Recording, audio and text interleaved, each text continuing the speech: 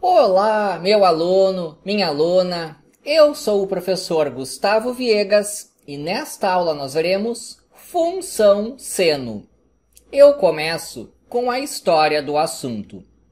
Carlos I foi rei da Inglaterra e a sua religião era a anglicana. Esse rei fez duas coisas que o parlamento não gostou.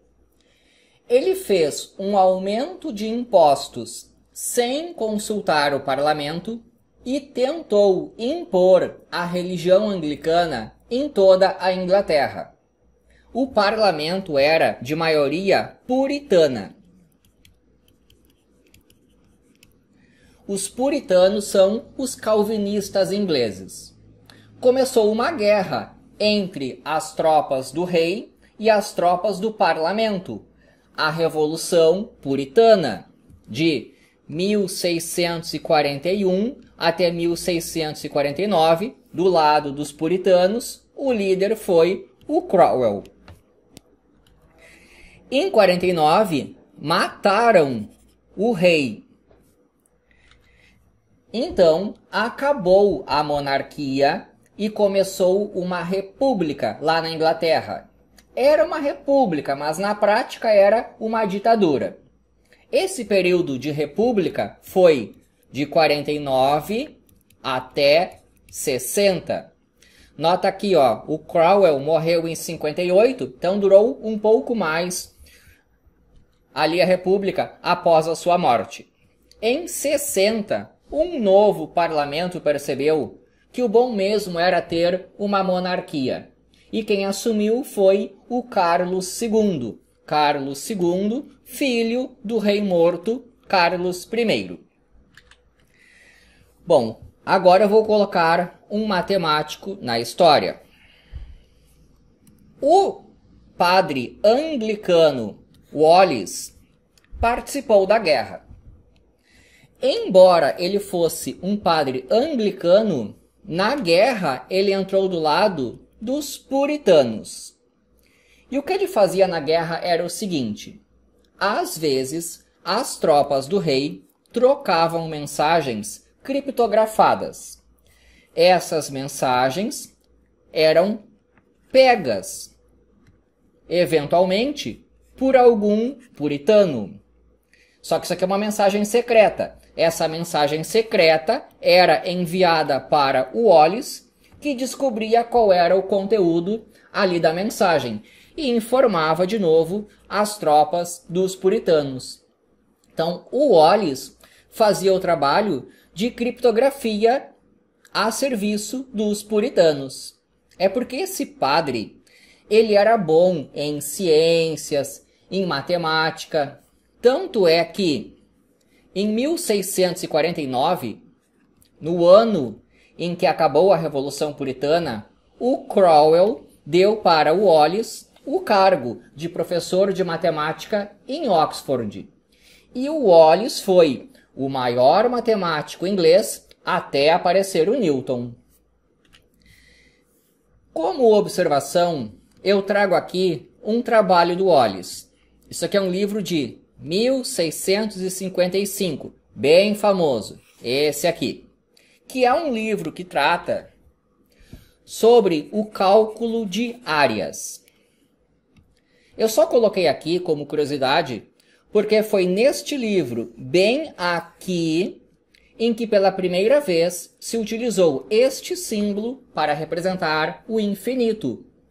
Quem teve a ideia de usar esse símbolo para representar o infinito foi o Wallis, exatamente nessa parte aí do livro. Tá, só que isso aí foi curiosidade. O que me interessa é outro livro do Wallis. Esse aqui de 1670 é um livro de física. Ele trata sobre mecânica. Eu fui lá, peguei o livro, abri. E é aqui que aparece o objeto da aula. Aqui eu tenho a curva da função seno. Foi o Wallis, nesse livro, quem definiu a função seno. Ainda continuando o contexto histórico. Aqui, ó, durante a Revolução Puritana, o Carlos II, ele era uma criança. Então ele saiu da Inglaterra e foi à França, porque o seu país de origem estava um caos.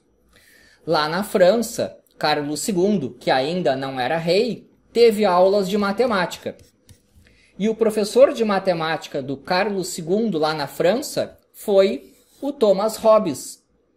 Thomas Hobbes, você já conhece ele, só não sabia que ele era professor de matemática.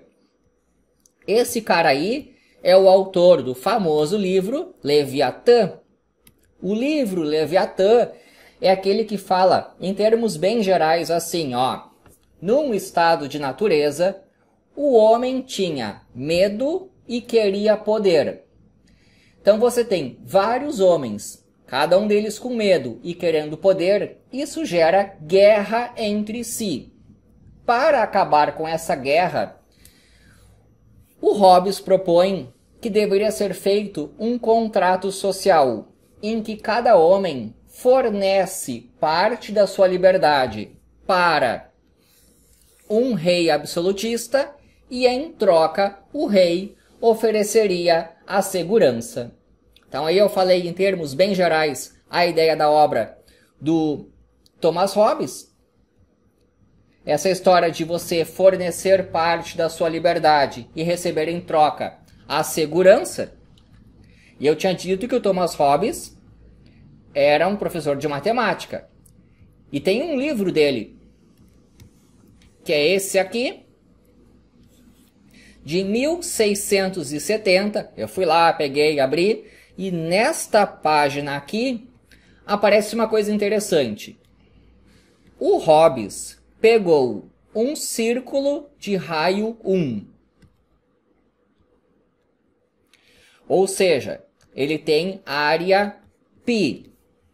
Ele achou que foi capaz de demonstrar que é possível construir um quadrado, essa construção feita apenas com régua e compasso, de tal maneira que a área do quadrado também seja π. Isso é o que diz nessa parte aqui do livro. O Wallace, quando olhou isso, na hora disse: está errado. Então começou uma briga entre o Wallace e o Thomas Hobbes. A briga era verificar a possibilidade dessa construção. Nós sabemos hoje que o correto é aquilo que o Wallace tinha dito. Não dá para construir, usando apenas régua e compasso, um quadrado de área π. Só que, de maneira equivocada, o Hobbes achava que dava. Então, isso aí fecha o contexto histórico. Se você achou interessante, deixa o like no vídeo, por favor. Então, agora eu vou falar sobre essa curva que aparece aqui. É assim, ó. Eu parto de algo que nós já vimos nas aulas anteriores. Seno de 30 graus, 1/2. Seno de 45 graus, raiz de 2 sobre 2. Seno de 60 graus, raiz de 3 sobre 2. Isso já foi visto. Eu agora quero, a partir disso, chegar num gráfico. Eu vou começar falando só entre 0 graus e 90 graus. É assim, ó. Seno de 30 graus. Se eu traçar esta meia corda, que determina aqui um ângulo de 30 graus, eu estou falando em círculo de raio 1, o comprimento aqui, ó, L da meia corda é esse valor 1/2. Então isso aqui, ó, esse tamanho é 1/2. De tal maneira que, se eu vier aqui e marcar o 30 graus, eu subo no gráfico e marco aqui 1/2. Eu tenho que apagar porque senão não vai dar certo para os outros casos. Mas você já entendeu que a altura aqui é 1/2. Eu vou explicar de novo. No outro aqui, eu vou traçar uma meia corda de tal maneira que eu tenho aqui, num círculo de raio 1, esse triângulo é retângulo, aqui o ângulo de 45 graus. Esse comprimento aqui, ó, é raiz de 2 sobre 2. Então, se eu vier para cá e marcar o 45 graus, eu subo aqui, venho para cá, e aqui vale raiz de 2 sobre 2. Mesma ideia com os 60 graus. Se eu pegar aqui, ó, os 60 graus, aqui eu tenho o tamanho raiz de 3 sobre 2. E agora, você tem que notar o seguinte.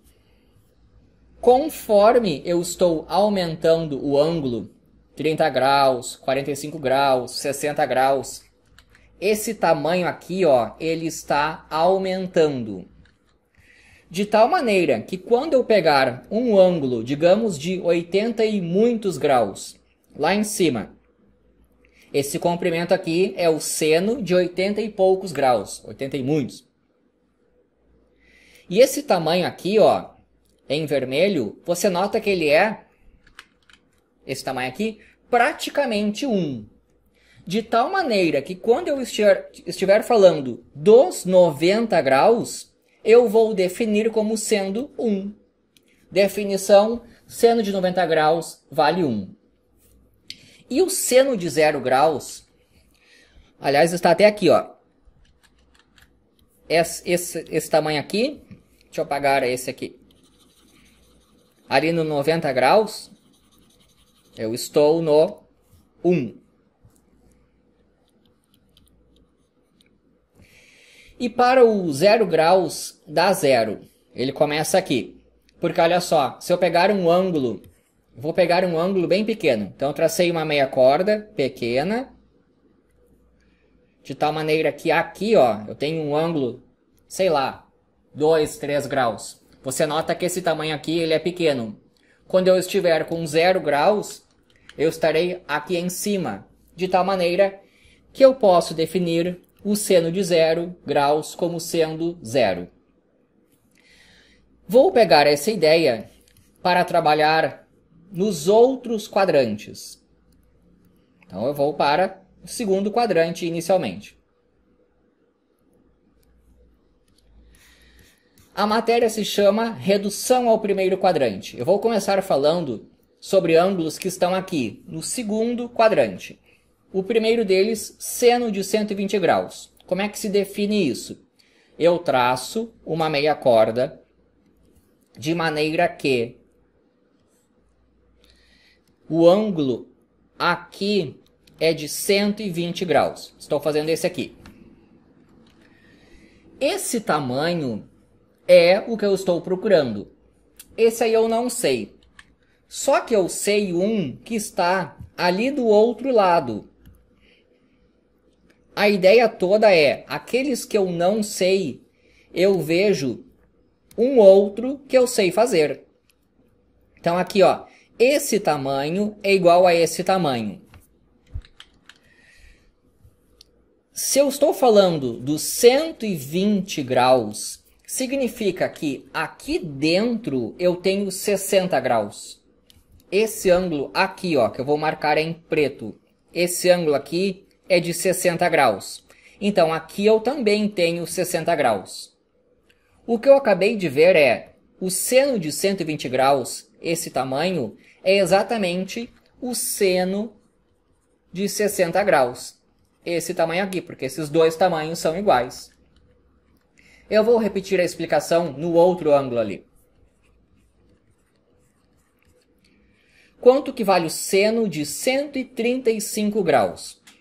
O processo consiste em se traçar uma meia corda de maneira que aqui eu tenho 135 graus.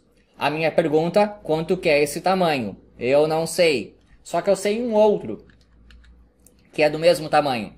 Primeiro, aqui dentro eu noto que eu tenho 45 graus, porque ali fora eu tenho 135. Então, o que eu faço é vir aqui no primeiro quadrante e considerar um triângulo que eu conheço. esse aqui, do ângulo de 45 graus. Você nota que esse tamanho é igual a esse tamanho, ou seja, o seno de 135 graus é o seno de 45 graus. E o de 60 eu já sabia aqui em cima, raiz de 3 sobre 2. O de 45 eu já sei aqui, raiz de 2 sobre 2. Então é assim que funciona. O seno de 150 graus é tema de casa. Você vai tentar, e se não conseguir, ou ficar com alguma dúvida, basta colocar ali nos comentários que eu ajudo. O seno de 180 graus funciona assim, ó. Aqui eu estou falando entre 90 graus e 180 graus. O seno de 180 graus é zero. Porque eu noto que aqui, ó, conforme eu vou aumentando o ângulo entre 90 e 180 graus, aqueles comprimentos das meias cordas, eles vão diminuindo, até que eu possa definir que para 180 graus é zero. Uma maneira um pouco mais prática de fazer isso, agora que eu já expliquei como é que funciona. Olha só. 120 graus. Quanto que falta para o 120 chegar a 180? Falta 60. Eu vou explicar de novo. Para ângulos no segundo quadrante. O seno de 135. Quanto que falta para 135 chegar a 180? Falta 45 graus. Então aqui, o ângulo que você vai colocar é uma medida tal que esse valor somado com esse aqui, isso dá 180 graus. Então aí eu já dei uma boa dica para você responder o tema de casa. Quanto que vale o seno de 150 graus. Então eu mostrei como é que se constrói e dei uma ajuda aí para você chegar nesse ângulo aqui de dentro. Feito o segundo quadrante, eu vou para o terceiro. Cada quadrante tem uma particularidade. Vou trabalhar agora aqui. Terceiro quadrante, ângulos que caiam aqui. Começo com o seno de 210 graus. A ideia você já sabe. Você vai traçar aqui uma meia corda.